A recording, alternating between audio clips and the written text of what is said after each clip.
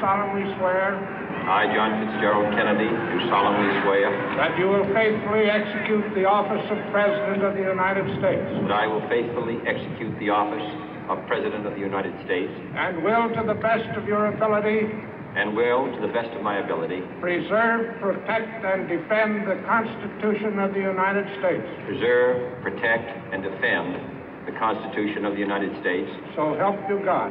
So help me God.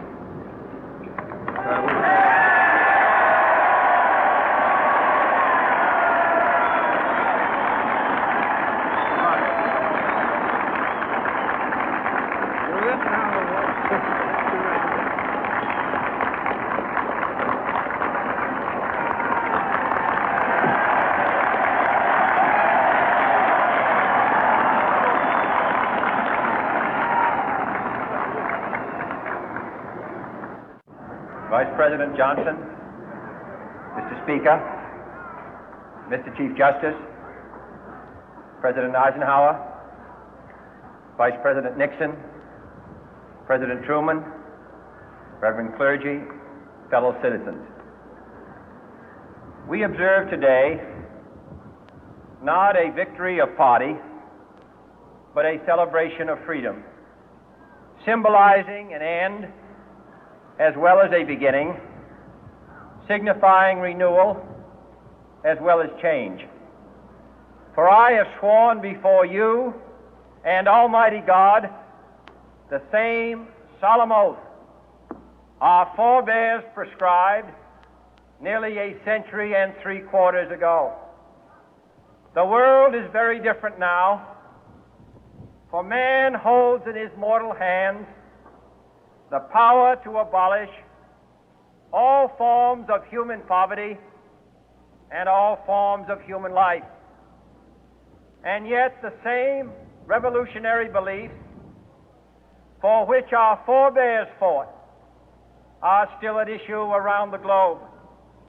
The belief that the rights of man come not from the generosity of the state, but from the hand of God.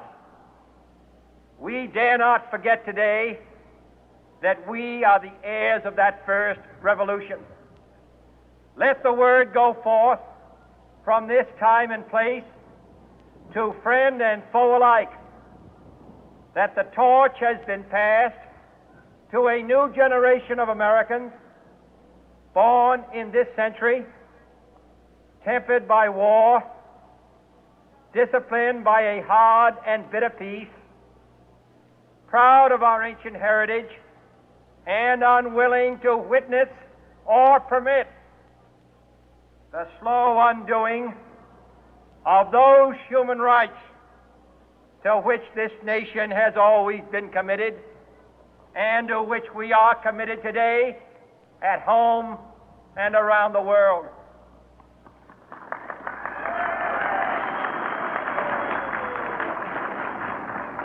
Let every nation know, whether it wishes us well or ill, that we shall pay any price, bear any burden, meet any hardship, support any friend, oppose any foe to assure the survival and the success of liberty.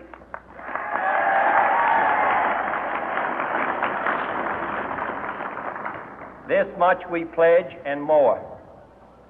To those old allies whose cultural and spiritual origins we share, we pledge the loyalty of faithful friends. United, there is little we cannot do in a host of cooperative ventures. Divided, there is little we can do, for we dare not meet a powerful challenge at odds and split asunder. To those new states whom we welcome to the ranks of the free, we pledge our word that one form of colonial control shall not have passed away, merely to be replaced by a far more iron tyranny. We shall not always expect to find them supporting our view, but we shall always hope to find them strongly supporting their own freedom and to remember that in the past, those who foolishly sought power by riding the back of the tiger ended up inside.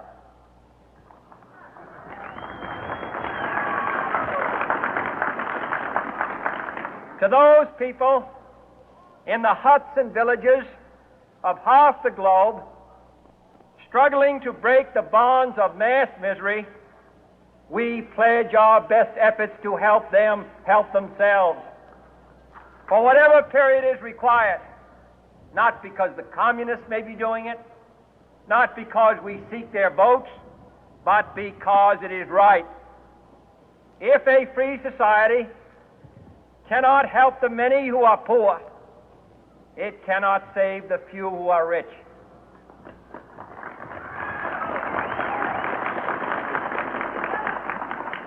To our sister republics south of our border, we offer a special pledge to convert our good words into good deeds, in a new alliance for progress, to assist free men and free governments in casting off the chains of poverty. But this peaceful revolution of hope cannot become the prey of hostile powers.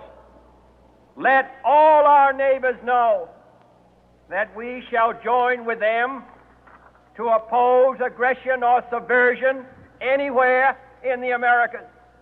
And let every other power know that this hemisphere intends to remain the master of its own house.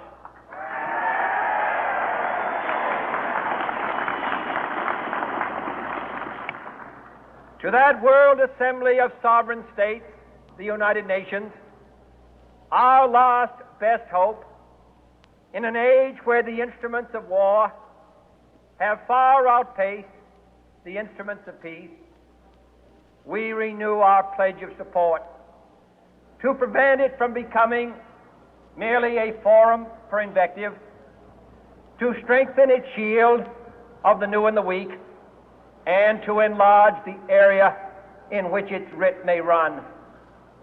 Finally, to those nations who would make themselves our adversary, we offer not a pledge, but a request that both sides begin anew the quest for peace. Before the dark powers of destruction, unleashed by science, engulf all humanity in planned or accidental self-destruction, we dare not tempt them with weakness, for only when our arms are sufficient beyond doubt can we be certain beyond doubt that they will never be employed. But neither can two great and powerful groups of nations take comfort from our present course, both sides overburdened by the cost of modern weapons, both rightly alarmed by the steady spread of the deadly atom, yet both racing to alter that uncertain balance of terror that stays the hand of mankind's final war. So let us begin anew, remembering on both sides that civility is not a sign of weakness, and sincerity is always subject to proof. Let us never negotiate out of fear, but let us never fear to negotiate.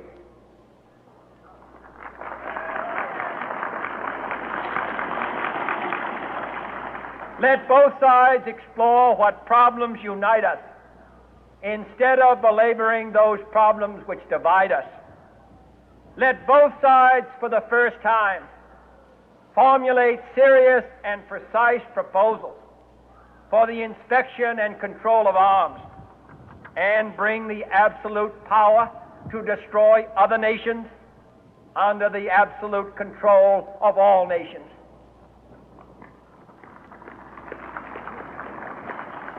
Let both sides seek to invoke the wonders of science instead of its terrors.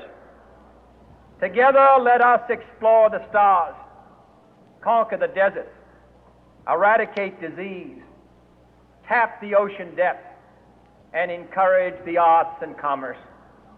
Let both sides unite to heed in all corners of the earth the command of Isaiah to undo the heavy burden and let the oppressed go free.